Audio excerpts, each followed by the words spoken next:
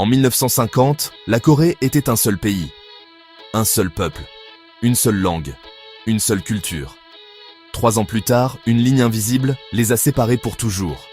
Et cette ligne existe encore aujourd'hui.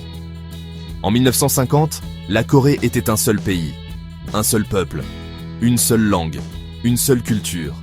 3 ans plus tard, une ligne invisible les a séparés pour toujours. Et cette ligne existe encore aujourd'hui. Comment est-ce arrivé ? Après la Seconde Guerre mondiale, les Alliés ont tracé une ligne hâtive au 38e parallèle. Au nord, l'influence soviétique a bâti un État autoritaire sous Kim Il-sung. Au sud, les États-Unis ont soutenu une nouvelle république fragile. La tension a tourné au drame en juin 1950, lorsque Kim Il-sung a ordonné au nord d'envahir le sud. Séoul est tombé en quelques jours. La péninsule est devenue un champ de bataille pour les superpuissances. Les États-Unis sont intervenus rapidement sous le drapeau de l'ONU. La Chine a traversé le Yalu avec des centaines de milliers de soldats. L'Union soviétique a armé et conseillé dans l'ombre. Les villes ont brûlé, les montagnes ont saigné. La ligne de front a oscillé. Incheon, le réservoir de Chosin, le périmètre de Pusan. Des noms écrits dans la glace, la boue et les cendres.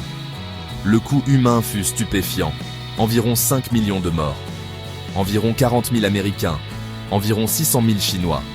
Des millions de Coréens, soldats et civils, pris dans une tempête qu'ils n'avaient pas choisie.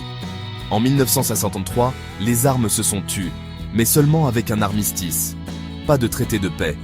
Légalement, la guerre n'a jamais pris fin. Une lame de terre, la zone démilitarisée, a coupé un pays vivant en nord et sud. Regardez la péninsule depuis l'espace. Au sud, Séoul brille de 1000 feux. Au nord, l'obscurité enveloppe Pyongyang. Même terre. Des avenirs différents. Du jour au lendemain, cette frontière a déchiré des familles. Parents, enfants, frères, sœurs, amoureux. Des décennies ont passé. La plupart n'ont jamais traversé, jamais appelé, jamais su si l'autre avait survécu.